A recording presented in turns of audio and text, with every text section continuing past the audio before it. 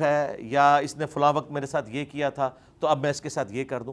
اس طرح کے لوگ ہر جگہ موجود ہوتے ہیں, لیکن اس طرح کے لوگ سیلف موٹیویشن پہ چل رہے ہوتے ہیں. لوگ ایسے لوگوں کو پسند نہیں کرتے کیونکہ ان کی بدنامی زیادہ ہو جاتی ہے. تو اس طرح کے لوگ ہر زمانے میں موجود ہیں, آج بھی موجود ہیں, آپ تلاش کریں. اگر میں 2-4 صحافیوں کے نام لے دیے تو باقی ناراض ہو جائیں گے, تو اس لیے میں یعنی آپ کو خود کہتا ہوں کہ آپ تلاش کریں.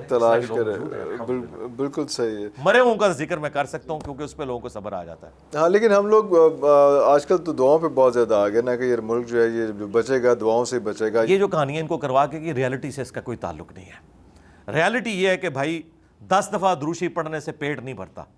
ریالٹی یہ ہے کہ 100 دفعہ سبحان اللہ پڑھنے سے پیاس نہیں ختم ہوتی. وہ آپ کو محنت کرنی پڑنی ہے. پاکستان کو یہ دعاؤں کے اوپر ہی لے کے چل رہے تھے, تو دیکھیں 2 ٹکڑے تو ہو گیا نا, بنگلہ دیش الگ ہو گیا نا. کسی بزرگ کی دعا لگی, کوئی کام نہیں آئی ہے. جب ہمارے کرتوت برے ہوں گے نا, دعا کوئی کچھ نہیں کرے گی. قرآن پاک میں اللہ تعالیٰ نے فرمایا کہ اللہ تعالیٰ کسی قوم کی حالت اس وقت تک نہیں بدلتا جب تک کہ وہ خود اپنی حالت نہ بدل لے اور اللہ تعالیٰ کی نعمتوں سے اپنے آپ کو بغاوت میں نہ لے جائے. اس کا وائس ورثہ بھی درست ہے کہ اللہ تعالیٰ کسی سے نعمت اس وقت تک نہیں چھینتا جب تک کہ وہ خود کوئی ایسی حرکت نہ کر لے کہ اللہ تعالیٰ اس سے وہ نعمت چھین لے. تو یہ اسی طریقے سے ہوتا ہے دنیا میں, اسی طریقے سے رول چلتے ہیں. اور میں اس پہ اکثر کہتا ہوں کہ ہمیں اس قسم کے وائزین جو ہے وہ کس طرف دھکیلتے ہیں کہ اوپر آ کے اگر برا حکمران بیٹھتا ہے وہ کہتے ہیں یہ ہمارے کرتوت ہیں جی.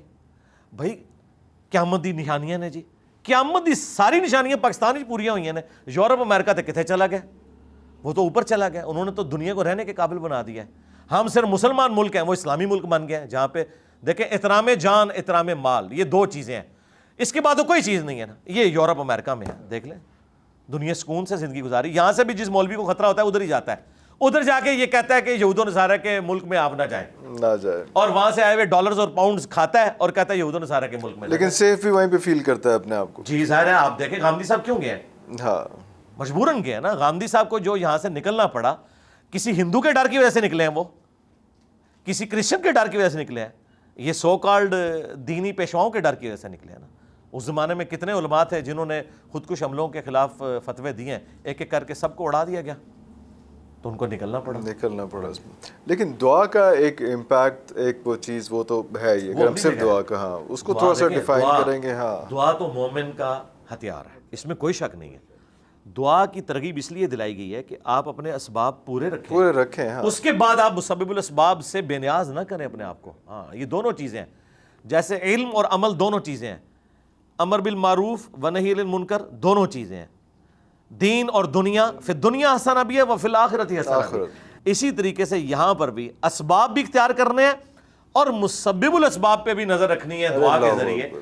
دعا کبھی بھی رد نہیں جاتی. قرآن میں واضح ہے ادعونی استجب لکم, اے میرے بندو مجھ سے مانگو میں قبول کروں گا. جامعہ ترمذی میں حدیث ہے کہ جو شخص یہ چاہتا ہے نا کہ اللہ تعالیٰ مشکل حالات میں اس کی دعا قبول کرے, اسے چاہیے کہ جب وہ آسودہ حال ہو اس وقت بھی اللہ کو یاد رکھا کرے. ایک اور حدیث ہے جامعہ ترمذی میں مسند احمد میں کہ دعا کبھی رد نہیں جاتی, یا تو جو تم نے مانگا وہ مل جائے گا, یا اس کے نعم البدل کے طور پر کوئی اور چیز اللہ تعالیٰ تمہیں دے دے گا, یا کوئی مصیبت ٹال دے گا, اور اگر یہ بھی نہ ہوا تو آخرت میں ثواب مل جائے گا. یعنی دعا تو رد ہوتی نہیں ہے. لہٰذا اگر کسی کو کوئی منہ مانگی خواہش نہ بھی پوری ہوئی, وہ یہ نہ سمجھے کہ دعا ضائع گئی ہے, اللہ نے اس کی برکت سے اس کی کوئی مصیبت ٹال دی. اگر یہ بھی نہیں ہوا تو آخرت میں تو وہ سیف ہے. یہ ضروری نہیں ہے. قرآن میں آیا کہ کسی چیز میں تم شر سمجھ رہے ہوتے ہو اس میں تمہارے لیے خیر چھپا ہوتا ہے, اور کسی میں تم خیر سمجھ رہے ہوتے ہو اس میں تمہارے لیے شر چھپا ہوتا ہے. اللہ جانتا ہے, تم نہیں جانتے. ہر شخص کی زندگی میں ایسے واقعات ہیں جب وہ واقعہ ہوتا ہے انسان کہتا ہے میں تو برباد ہو گیا, لیکن 10 سال بعد اگر اس سے پوچھے وہ کہتے ہیں یار وہ نہ ہوا ہوتا تو آج میں اس عروج پہ نہ آیا ہوتا. ہر مشکل کے بعد آسانی ہے. ان مع العسر یسرا, ان مع العسر یسرا. پریگنینسی کی ایک تکلیف کے بعد ایک بڑی آسانی ہے اولاد کی خوشی میں. یہ اللہ نے رکھا ہوا ہے کہ ہر مشکل کے بعد آسانی آتی ہے. انبیاء کی دعائیں کنٹینیوس مختلف سب کی وہ سارا چلتا رہتا ہے سارا سلسلہ اس میں, تو وہ ساری چیزیں بھی ساتھ لے کے چل. قرآن کی دعائیں اور نبی الاسلام کے سنت اذکار صبح و شام کے, ہم نے تو باقاعدہ ان کے اذکار کارڈ چھاپ دیے ہیں جو بخاری مسلم میں صبح شام کے بیسک صبح شام کے دعائیں. نبی الاسلام جب صبح کے وقت اٹھتے تھے تو کون سی دعائیں پڑھتے تھے؟ وہ آلموسٹ 21 کے قریب اذکار ہیں. پھر شام کے وقت 21 کے قریب, ہاں جی 21 کے قریب ہیں جو احادیث میں رپورٹ ہوئے ہیں. وہ دعائیں آپ ان کے ترجمے بھی ہم نے ساتھ پرنٹ کیے ہیں, آپ کو انشاءاللہ اینڈ پہ وہ دے بھی دیں گے ہم. PDF بھی ان کے رکھے ہیں, ایپس بھی بنی ہوئی ہیں.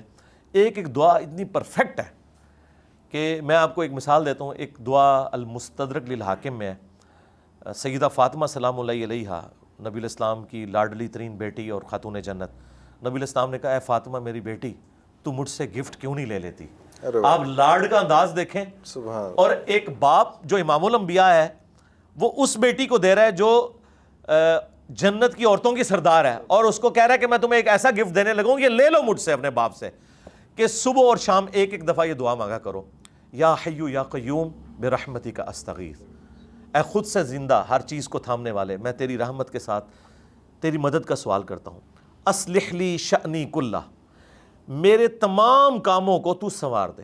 ولا تکلنی الی نفسی طرفۃ عین, اور مجھے پلک جھپکنے کے برابر بھی میرے نفس کے سپرد نہ کرنا. اے اللہ تو ہی مجھے سنبھالنا, ایک لمحے کے لیے بھی مجھے میرے سپرد نہ کرنا, تو نہیں مجھے سنبھالنا ہے. حسبنا اللہ ونعم الوکیل, یہ دعا ٹھیک ہے. اس طریقے سے یہ دعائیں لا الہ الا انت سبحانک انی کنت من الظالمین, یہ ایک ایک دعا اتنی بھاری دعا ہے کہ دیکھیں یہ جو آیت کریمہ کے بارے میں قرآن میں آیا ہے کہ اگر یونس یہ دعا نہ مانگتے تو پھر مچھلی کے پیٹ سے اس دن نکالے جاتے جس دن مردے قبروں سے نکالے جائیں گے. یہ سورہ الصافات میں اللہ نے کہا ہے کہ اتنا غصہ تھا ہمارا کہ یونس اگر یہ دعا نہ مانگتا تو پھر یہ قیامت کے دن ہی نکلتا. لیکن یہ دعا کتنی کام کر گئی کہ اللہ تعالیٰ کا غصہ ٹھنڈا ہو گیا, اتنا غصہ کہ میری وحی کی اجازت کے بغیر علاقہ کیوں چھوڑا. اور دعا کتنی سمپل ہے, لا الہ الا انت سبحانک, اے اللہ تیرے سوا کوئی معبود نہیں اور تو پاک ہے, تو غلطی کر ہی نہیں سکتا. انی کنت من الظالمین, میں تو انسان ہوں, غلطی کروں گا.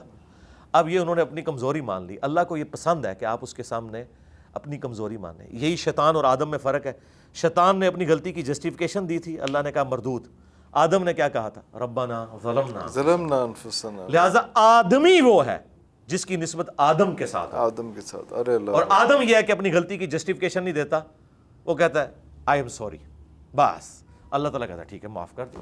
ارے اللہ اکبر. اچھا لاسٹ کویسچن آپ کے, اللہ تعالیٰ آپ کو اپنی حفاظت میں رکھے. لیکن کچھ یہاں پہ ہمیں ویڈیوز وغیرہ ملتی ہیں کہ جناب کوئی حملہ ہو گیا, کوئی یہ ہو گیا, چیزیں ہو گئیں, خدا نہ خواستہ وصیت وغیرہ کوئی پوری لکھی ہوئی ہے, ایک عجیب کیا وصیت کرنی ہے. ہم تو اس شخصیت کی وصیت کو ہی آگے پہنچا رہے ہیں کہ جن کا ہم نے کلمہ پڑھا ہے. ہماری وصیت یہی ہے کہ نبی الاسلام نے فرمایا اپنے بعد 2 چیزیں چھوڑ کے جا رہا ہوں, اللہ کی کتاب اور اس کے نبی کی سنت.